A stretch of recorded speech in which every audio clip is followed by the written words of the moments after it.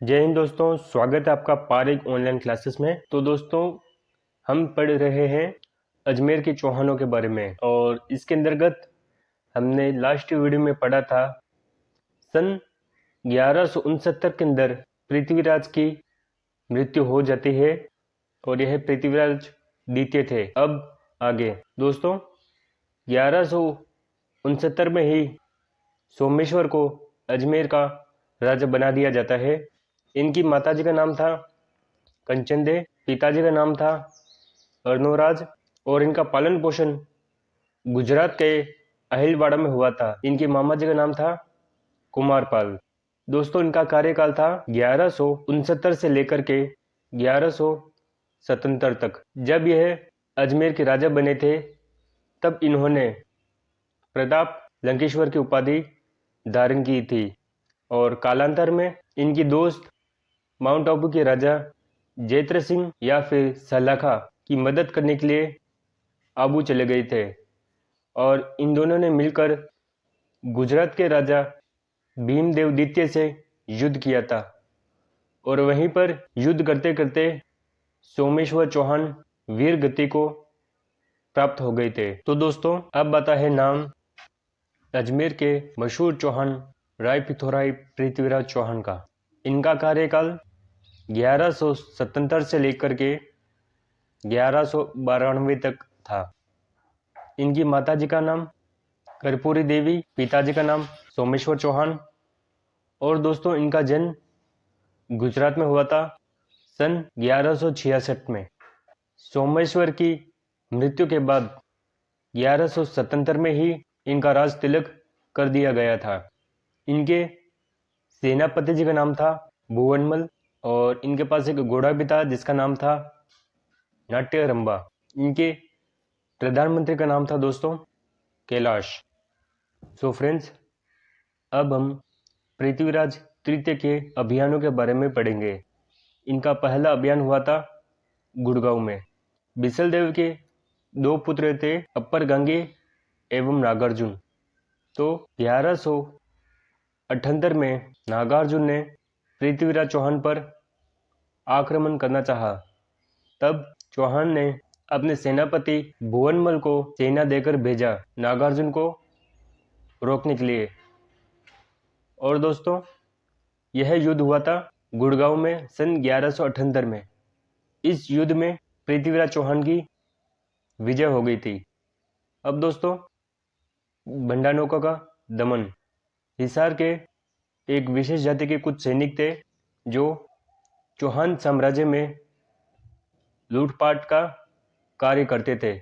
चौहान ने सन 1182 में इनका पूरी तरीके से दमन कर दिया था। दोस्तों, अब पृथ्वीराज चौहान का दूसरा अभियान होता है। यह युद्ध चौहान एवं महोबा के चंदेल शासक परमार्दी देव के बीच में हुआ था सन 1182 में। इस युद्ध का नाम था तुमुल का युद्ध।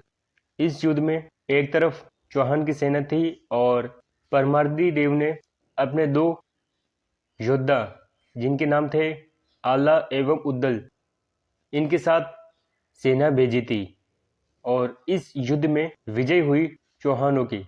फिर पृथ्वीराज चौहान ने अपने आदमी कुंजन राय को महोबा का कार्यभार सौंप दिया था। दोस्तों, अब होता है चालुक्य एवं चौहानों के बीच में संघर्ष। इसमें दोस्तों 4 कारण बताए गए हैं। पहला कारण, पृथ्वीराज चौहान अपने पिताजी सोमेश्वर चौहान का मृत्यु का बदला लेना चाहता था गुजरात के राजा भीमदेव द्वितीय से।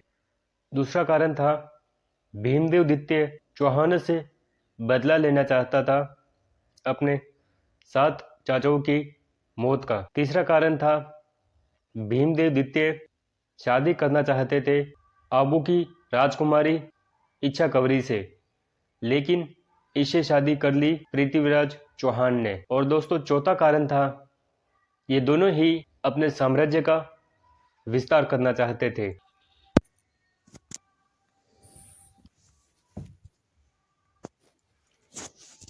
दोस्तों, अब होता है युद्ध गुजरात के भीमदेव द्वितीय एवं अजमेर के चौहानों के बीच में। सन 1184 में भीमदेव ने अपने मंत्री जगदेव प्रतिहार के साथ सेना भेजी नागौर में, और यहाँ पर चालुक्य एवं चौहान के बीच में भयंकर युद्ध हो जाता है, जिसमें चौहान जीत जाते हैं और कालांतर में चालुक्य एवं चौहानों के बीच में समझौता हो जाता है। यह समझौता करवाने वाले के मंत्री का नाम है जगदेव प्रतिहार। यह वही मंत्री थे जिनके साथ भीमदेव ने सेना भेजी थी नागौर में। दोस्तों, यह समझौता हुआ था सन 1187 में, और इसकी जानकारी मिलती है बीकानेर के चार्लू लेख में। दोस्तों, अब संघर्ष होता है जयचंद गढ़वाल एवं पृथ्वीराज चौहान के बीच में। इसके दोस्तों दो कारण है। पहला कारण, ये दोनों ही मौसेर भाई थे और इनके नाना जी का नाम था आनंगपाल तोमर, जो दिल्ली के राजा थे। इन्होंने पृथ्वीराज चौहान को दिल्ली का राजा बना दिया था क्योंकि इनका कोई पुत्र नहीं था। तो ये पहला कारण था जिसके कारण इन दोनों के बीच में संघर्ष हुआ था। और दोस्तों, दूसरा कारण, जयचंद की एक पुत्री थी सुयोगिता। इससे पृथ्वीराज चौहान ने शादी कर ली थी। पृथ्वीराज चौहान ने सुयोगिता के साथ गंधर्व विवाह किया था। तो यह दूसरा कारण था संघर्ष का। सो फ्रेंड्स, अब आता है मोहम्मद गौरी गजनी से। सन 1175 में मोहम्मद गौरी भारत में आता है और गुजरात पर हमला करता है। उस समय गुजरात के राजा थे मूलराज द्वितीय, और नायका देवी के हाथों में सैन्य शक्ति थी। सन 1178 में काइंद्रा का युद्ध होता है। नायका देवी ने भीमदेव को सेना देकर भेजी युद्ध के लिए, और जब युद्ध होता है तब मूलराज की जीत हो जाती है, और यह मोहम्मद गौरी की पहली हार थी। मोहम्मद गौरी यहाँ से पुनः अपने देश लौट जाता है और दोबारा भारत आता है। इस बार मोहम्मद गौरी उत्तर भारत से प्रवेश करता है और एक एक करके राज्यों को जीतता रहता है और आगे बढ़ता रहता है। एक दिन मोहम्मद गौरी पंजाब पर भी हमला कर देता है और पंजाब को अपने कब्जे में ले लेता है। सो फ्रेंड्स, आज के वीडियो में इतना ही। अगले वीडियो में हम पढ़ेंगे मोहम्मद गौरी वर्सेस पृथ्वीराज चौहान तृतीय। इन दोनों के बीच में किस प्रकार से संघर्ष हुआ था, इसके बारे में हम अगली वीडियो में पढ़ेंगे। इस वीडियो में इतना ही। आज का यह वीडियो आपको कैसे लगा हमें ज़रूर बताइएगा। तब तक के लिए मस्त रहे, खुश रहे। जय हिंद, जय भारत।